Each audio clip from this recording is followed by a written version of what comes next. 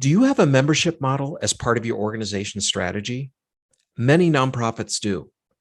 If that's you, you may have wondered, where does mid and major gifts fit into a membership-based fundraising model? On today's podcast episode, we're doing a deep dive on this topic, and we've invited a special guest. Joining us today is Joyce McDonald, CEO of Greater Public. She'll share what happened when organizations she worked with shift from basically a membership-only model to invest in a mid and major gift fundraising program. Listen to find out the results. Welcome to the Nothing But Major Gifts podcast from Veritas Group, featuring Richard Perry and Jeff Schreifels. Twice a month, we bring you the latest and best thinking about major gift fundraising, so you can develop authentic relationships with your major donors. Here are your hosts, Richard and Jeff. Welcome to the podcast today. I'm Jeff Schreifels, and Richard is off today.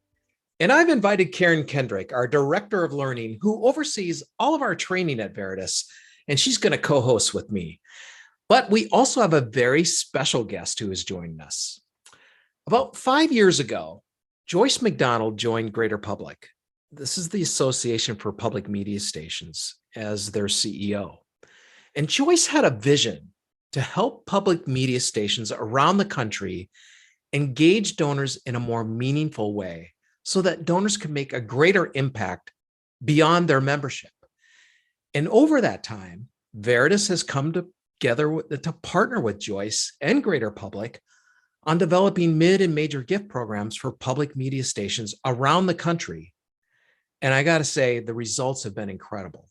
Now, I know many of you listening work for organizations that have membership models as a key part of your fundraising strategy. And this is why I'm so excited to have Joyce here with us today to talk about the history of membership models, how to move from a membership mindset to mid and major gifts, and really to help you learn from the success that these public media stations have had. So welcome, Joyce. It's a pleasure to be here, Jeff and Karen. Yay, thank you. This is going to be a great conversation. So Joyce, to get us started, give us some context. Share a little bit about the history of membership programs at public media. Absolutely.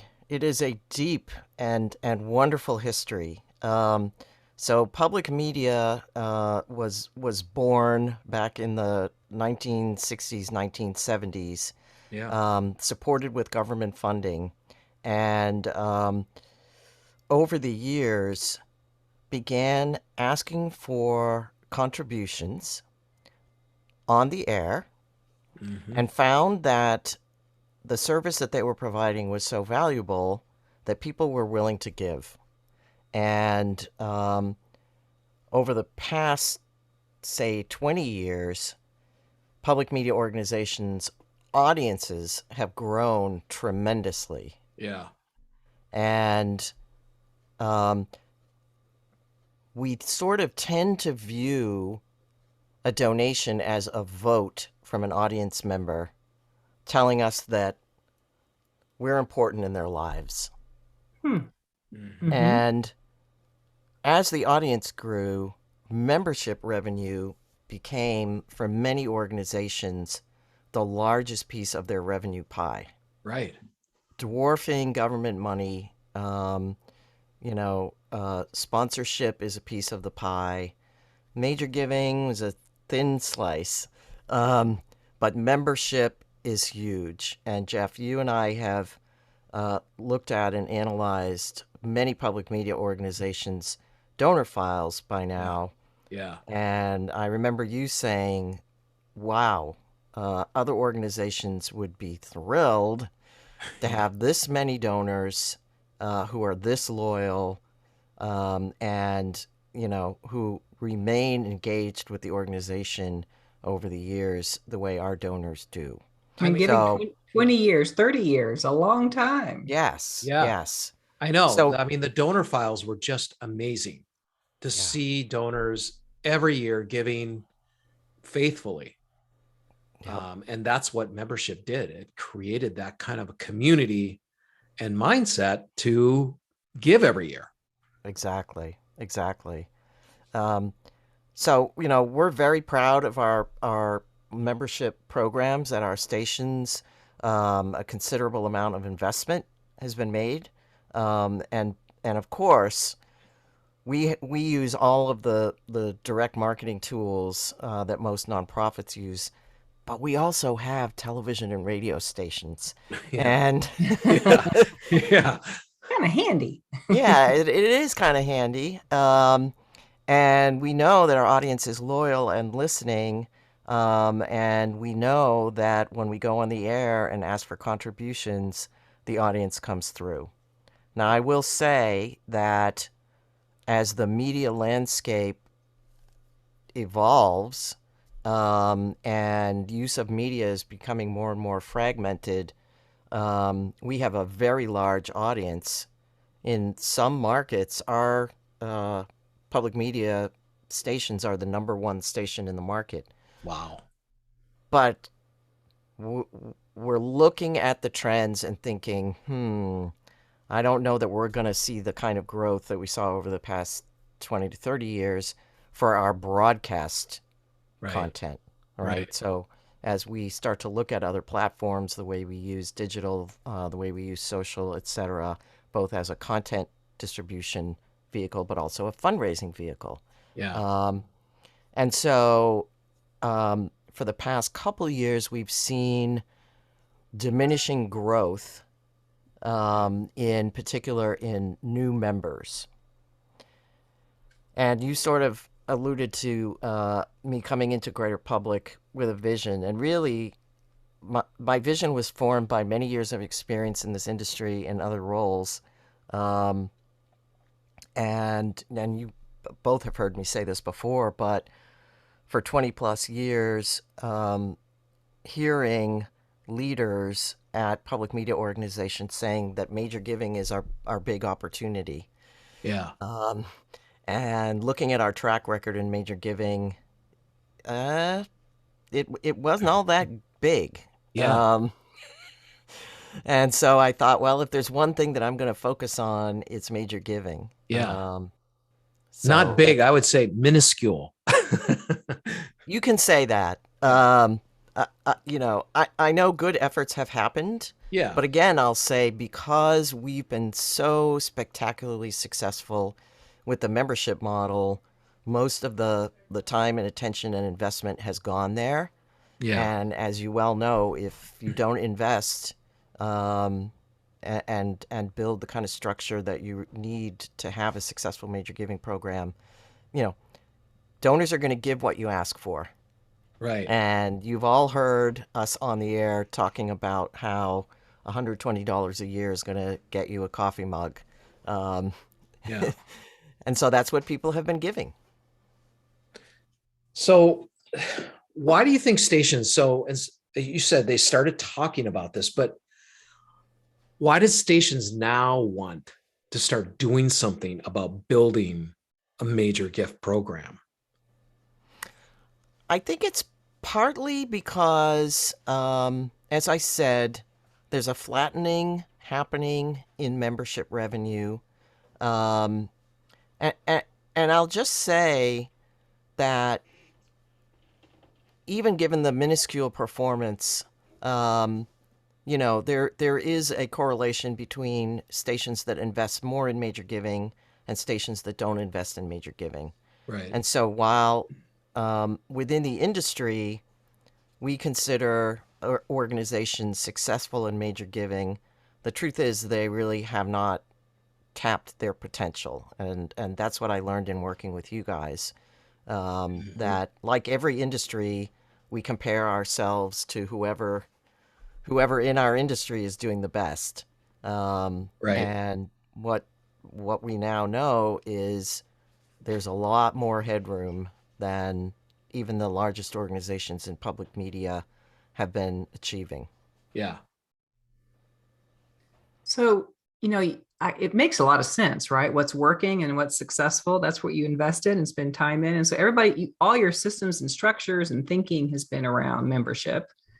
And then Joyce, you're coming in saying, we really need to invest in major gifts. This is where we have the best ROI. But That's a lot of mindset and thinking and structures and systems to change. Like, how did you start creating that buy-in with leadership and other key decision makers to move in that direction in a more substantial way? Well, based on all of my experience in business, um, with leadership, numbers talk, and everybody's looking for something that has worked really well somewhere. Yeah. Um, and so, you know, when the team at Veritas uh, supplied some of these stations with 5-year projections looking at what they could achieve if they invest and sort of follow the best practices and use the tools that Veritas provides, they were stunned. They were, in a happy way, Yeah. blown away by really understanding the potential of their current donor list. And so we put together a pilot with 4 stations across the country and sort of ran an experiment for 2 years with Veritas working directly with those organizations and their fundraising teams. And the results were tremendous and spoke for themselves. So we are now in the process of sort of sharing those results Yeah. and talking to other organizations about what their potential is at their individual station. And Yeah. you know, as I said, revenue talks. Yeah. So I'm gonna reiterate, like, just go back. So public media has built basically on the bedrock of this of membership and sustainers and building that up. And that's why we saw in the data when we were doing our assessment that we always talk about Which this is free, by the way. we saw this incredible loyalty, but donors giving the same amount every year. And we saw donors who may be giving, let's say, 5,000 a year to the public media station, but probably are giving 100,000, millions of dollars somewhere else, because no one's actually developed relationships, one-to-one relationships with these donors. And this is what Joyce, this is what you were sensing many, many years ago. Like, you started seeing, like, okay, the membership thing is starting to wane a bit here. There's got to be another source of revenue that we've got to be able to bring into public media stations. Major Gifts is untapped for us. They may have had capital campaigns. They may have done some things where they've been, they got some big gifts here and there, but there was never a structured major gift program that was really trying to build one-to-one relationships with donors and take them to another level. That's right. Right. And actually, for many, many years in public media, a major gift is $1,000. Yeah. And so what ended up happening, organizations that said, oh, our donors have more capacity, so let's create a leadership circle where if you give $1,000 or $1,200 a year, you get the lapel pin and the fleece vest with our logo on it. Right. And you get to come to a cocktail party twice a year, right? And Do you wear the fleece vest to the cocktail party? I just want to know. it is compulsory, yes. And donors responded, right? Yeah. They, I will tell you though that in many cases, donors, given the option of getting the fleece vest and the lapel pin, will say, no, thank you. I'd rather have my donation go to the work of public media. Right. But because our heritage was so much about that membership model, and I'm not going to say the word tote bag, but that's that was our mentality, and that's what we were good at. Yeah. So, so good move, right? Yeah. Create this leadership level, um, and and so when stations talked about major giving, they were talking about growth in that section of the file, Yeah. and that's what we found, right, Jeff? When you guys Yes. looked at the data, Yeah. um, and it's interesting. I would put it this way: we thought we had mid-level programs when we went into this major giving work with you. Yeah. Um, but really, what we have is enhanced membership. We Right. have sort of a giving club, Yes.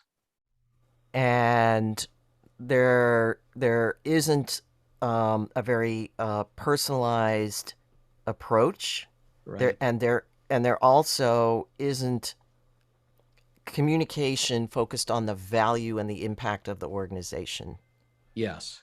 at that mid level. That's right. And that I think we agreed that that is a missing piece, and a missing part of the pipeline, that public media organizations need to address along with their major giving work. So it's now mid level and major hand in hand. Yeah. So that higher level membership kind of thing you were talking about is still what I would call, a friend of mine calls it arm's length fundraising.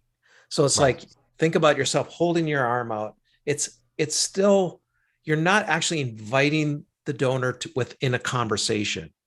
And the donor may be giving at higher levels to get the nicer tote bag, but you're still not trying to figure out what's the donor passionate about Yeah. as it relates to the station here, No, so that I can actually bring offers that inspire the donor to do something greater. That is what we introduced in this pilot program. that's right. So in that pilot program, yeah, we created that structure and all those things, all to move away from arm's length fundraising or transactional, to try to start that conversation and develop offers that connect to the donor in a much deeper way. And you alluded to the fact that, there was some great results through that. You want to talk specifically a little bit about what did we find? Well, first of all, what we found was public media can succeed in philanthropic revenue generation the way other institutions and communities do. And there Exactly. were doubts about that, Oh, I right? know. There were leaders that said, I am just not convinced. Um, but I mean, we had it, station managers say, I just don't know if yeah, we're going to get gifts like they could get at the opera or the museum down the street or whatever. that's right. That's right. But we believed. And, when you think about the role of public media and media in general, we're part of people's lives every single day. They may go to the museum once a month. Um, and we're a very important part of our core listeners' lives. And Yeah. they're very passionate about what we do for them and for their communities. Um, but we had not been speaking to that at all in our fundraising. Right. It was transactional, um, or sort of based around, well, you love this particular program, so support us. Right. Um, so what we found was, number one, um, just by creating a real mid-level program, right, Yeah. with a mid-level officer who's doing one-to-some communication, Right. doing surveys, um, you know, addressing what those listeners were most interested in, passionate about in your communication with them.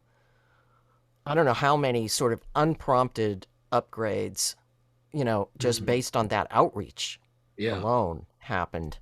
Um, and then in terms of major giving officer work, we had recommended adding staff in some cases and major giving officers um, and really going through the process of qualifying donors, Yeah. right, between that mid-level and then moving them into major gift portfolios.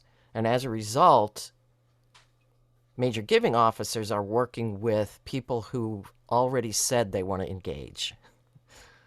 And that is a fundraiser's dream, right? Mm-hmm. um, and did it work? Heck yeah. We saw on average across the 4 stations double the revenue in major giving over the course of the 2 years. Retention, right? So the donor value attrition was, I want to say, an average of minus 40% Yeah. going into the Yes. pilot. Yeah. And after 2 years, that attrition was completely wiped away. Yeah. So, the path is pretty clear. I mean, if you said to any executive director from any nonprofit to say, in 2 years we'll double your major gift revenue. Yeah. I'll sign up for that one. Right. Right. Yeah. So those are the really exciting conversations that we're having now. Um, I think all of the stations really engaged, their leadership engaged. So that culture piece, which is an important part of this, was put in place so that the major giving folks and the mid-level folks had the support of the programming people and the finance people and the marketing people, and sort of having them understand what this work was about and why they were being asked for this or that. It was a cultural change, I think, for these organizations. Mm-hmm. I mean, I think about it, Joyce. You brought leaders in on board using data with the assessment and provided a pilot, like, let's give this a whirl, give it a try. And you're seeing already such incredible results in 2 years. What do you think are some of the other key learnings in addition to focused caseloads, qualified donors, and all that sort of Veritas system and structure that you're learning in this process that really helped bring success? Well, I think that the sort of transformational effect on mid-level giving Mm-hmm. was something that was, I think, much more profound than I expected going in. But seeing these organizations invest in that level and add positions at that level, I think has been a key step for them. Mm-hmm. I also think that the role of the general manager or president CEO Yeah. is much better defined now. I think in the past, boards of directors would look at a CEO and say, "Okay, what are you doing? To get the big gifts in, right?"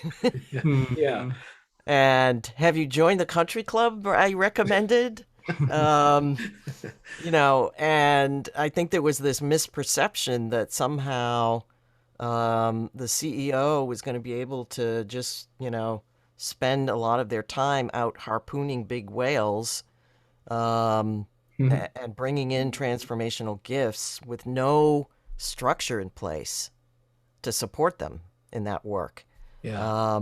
And, a good major giving team is going to invite the CEO to the table for the right conversations with the right people at the right time. Yeah. And I think the CEOs have really appreciated a better definition of their role in the process, and certainly appreciates telling the board about the results. Yeah. Definitely. So you've been in this now for a while, Joyce. So, I mean, through the thick of this stuff. So, what did you see as your role in this process? And then what do you think helped you to be successful in advocating for this approach? I think that my role here was to connect dots, right? Yeah. To sort of say, look, other sectors in the nonprofit world have figured out a way to get these kind of gifts and to get them on a regular basis. What are they doing that we're not doing?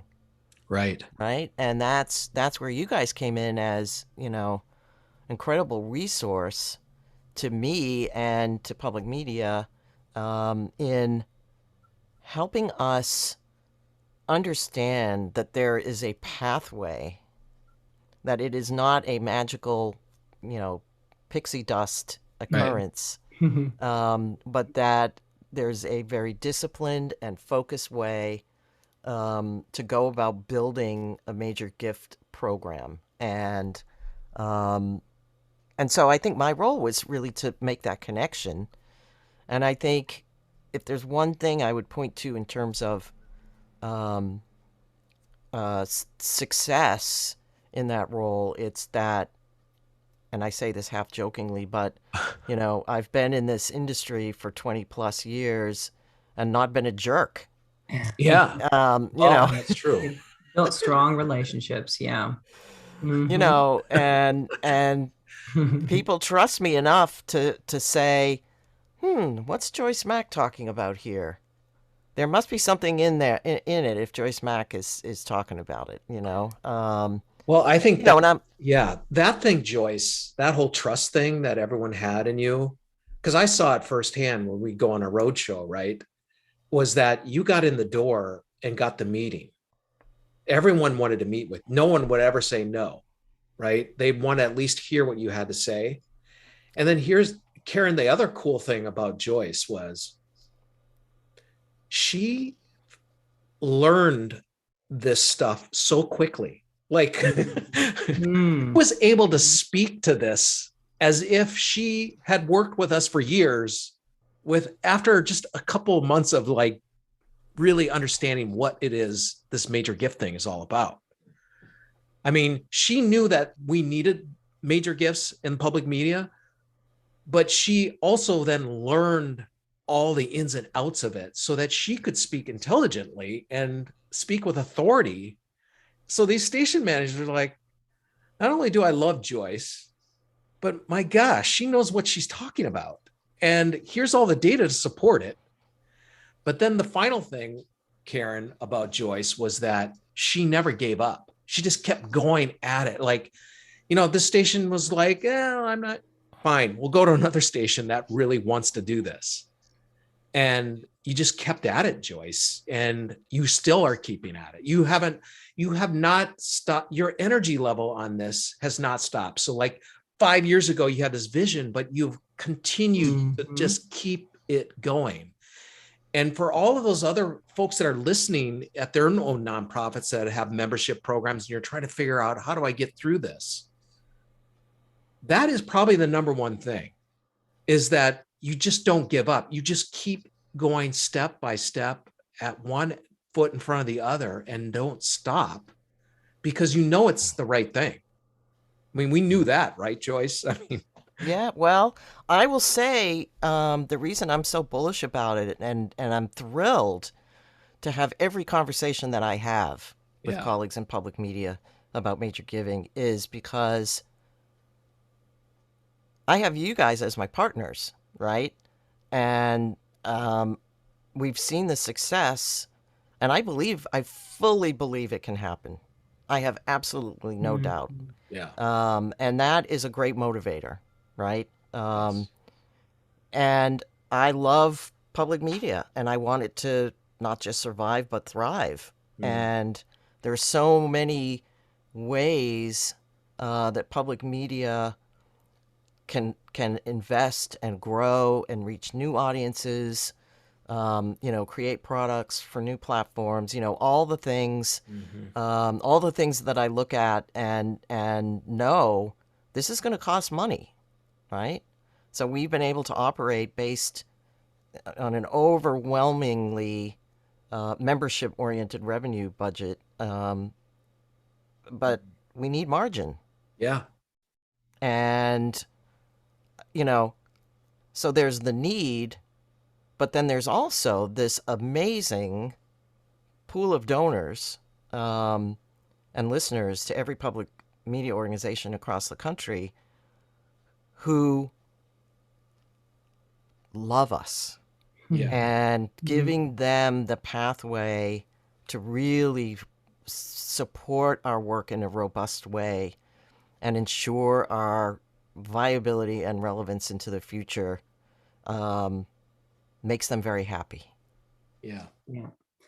Boy, Joyce, I know in addition to this pilot, you've brought hundreds of people through our VGA training. And I've seen you over the years continue to show up and hold that confidence and truth and speak articulately to this path and process that you see working that really helps folks, because it's, this creates fear for folks. Change is always tough. Yeah. And, it's a little scary for folks to really move in and make these changes. I know one area that some folks get scared about are donors, right? So we've trained our donors to be membership donors. And so our donors going to be upset. And how do we move donors into a new culture and mindset and experience with us? So speak a moment to that. Yeah. Change, you said, you spoke truth. Change is hard. And are people going to be upset? I always point people to what happens on the content side in a public media organization if you cancel a show, right? You replace a program with a different program, and a certain number of listeners will email or call and express their disappointment and dismay. Right. And over the years in this industry, hearing folks talk about, oh, our listeners were so upset, and I would say, how many did you hear from? Mm-hmm. And what is that as a proportion of your total audience? Change is, yes, it's hard, but there are times when it's absolutely necessary. And in my point of view, our ability to continue to serve communities and individuals and this country, it's a critical mission. And for every donor that might express some problem with the shift, hundreds and hundreds of others are going to welcome the opportunity to engage more with these organizations and support them. And like you're saying, Joyce, like what, 80% of donors would rather just their money go towards you all and not get the tote bag, right? When you gave them the option. When you give them the option, yeah, and they get it. Yeah. They, in a lot of ways, our audience understands our value more than we do. So how exciting, Joyce, for a donor who loves you to be sat down with and a relationship built with, to find out their interests and passions and really steward that and share with them the impact they're making and the difference they're making in a very individualized way. What a beautiful way to honor all that history with them, but also give them a much more meaningful experience with you. Absolutely. And they love it. They, hey, we're on the radio. People think we're celebrities of some kind. You are. And that's, that's a little bit of magic pixie dust. But really what they love the most is our mission to provide, fact-based information, to provide companionship,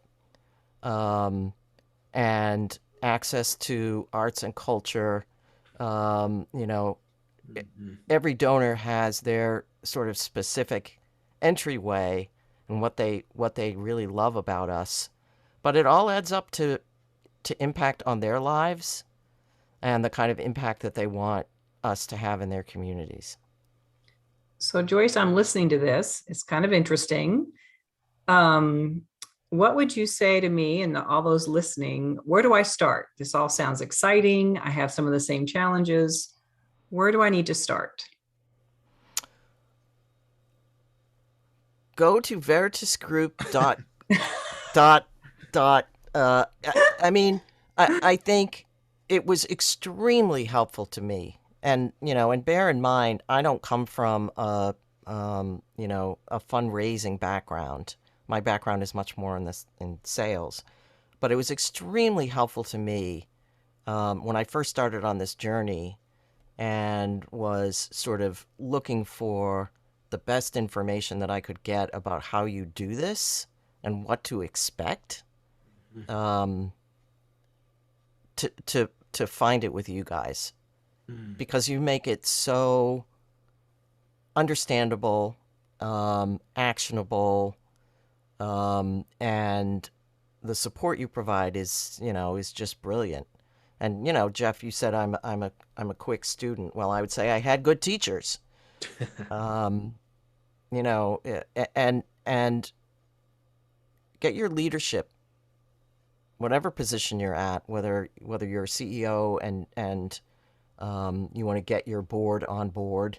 Jeff and Richard wrote a couple of books that are really super.